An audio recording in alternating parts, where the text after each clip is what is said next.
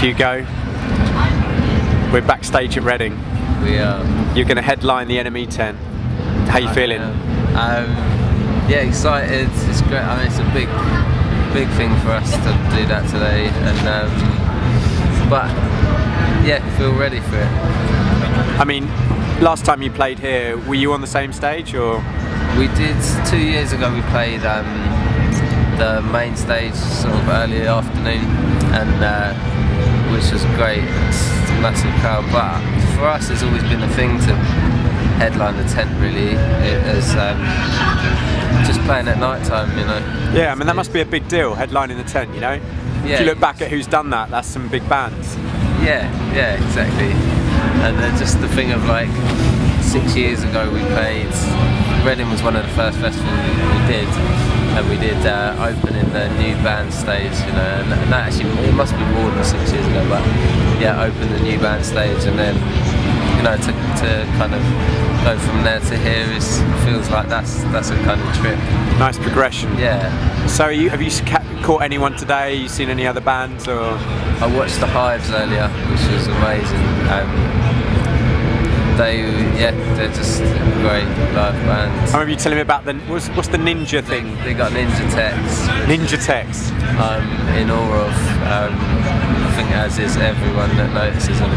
But yeah, so they've just got ninjas dealing with their equipment and stuff. So that's about enough said, really. Nice. So listen, we were talking earlier about music that people grew up with. What was the sort of thing that was knocking around in your house when you were a kid that kind of influenced you? What records were the parents listening to? Yeah, well, Bob Dylan, Leonard Cohen, Van Morrison, that kind of thing. Yeah. And Joni Mitchell. Records that probably don't reflect on stuff now, but were things that made, you know, me and my brothers became interested in music. Yeah. Because of those records, and still for me, it's like that's the music I listen to a lot of the time. I don't. You know, I still listen to a lot of that, and yeah. I mean, do you ever bring aspects of that to, you know, sort of? I mean, even if it's like lyrical or. Not really. I think it's just I quite like the separateness of it, and I like the fact that the music we do is so different to the what other I way, listen to a lot of the time, and that keeps it a bit fresh. And I don't know. I sort of assume most people that do that is, well, maybe not. Maybe it's a break, a way of like giving yourself a break from constantly doing, you know, working on music, and is to listen to music that is the opposite. Yeah. So man, we've got a lot of fans that are into guitar, that are learning guitar. What advice would you give to those people who are just learning guitar, maybe starting a band? You've obviously been in the industry now for a long time, a lot of years, and you know, what would you say to those people? You're headlining a stage now. How do you? What's the tenacity that you have to keep, you know, plugging towards that? I would say, I mean, when I picked up a guitar, all I wanted to do was learn 3 chords so I could play a Bob Dylan song, and that was all I wanted from it.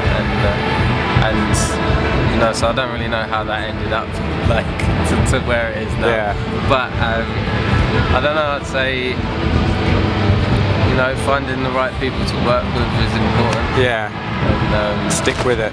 Yeah, and yeah, just, I don't know. You know, if you enjoy it, then do it. You know. Nice, man. Yeah. So we know you play a few Boss pedals, and we were talking earlier about tone, about how you get your tone with Boss pedals. Have you got a few words on that?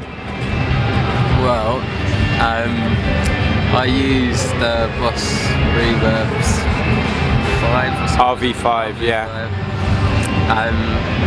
But I kind of use them to like extremes. So like instead of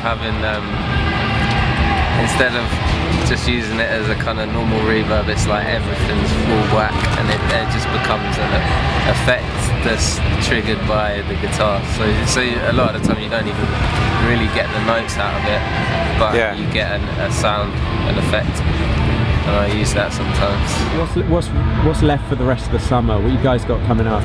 We've gone to America to tour with Florence and the Machine for 6 weeks. after this, and then we're going to Europe to tour with Black Keys for about a month, and then we don't know what we're doing then. Nice. Well, we probably do, but I don't. You can't say. You'd have to kill me. Yeah, no, I wish it was that exciting. Wicked, man. Listen, have a great gig, and thanks a lot. Thanks for being a boss in Dorsey. Thank you, boss, for being boss.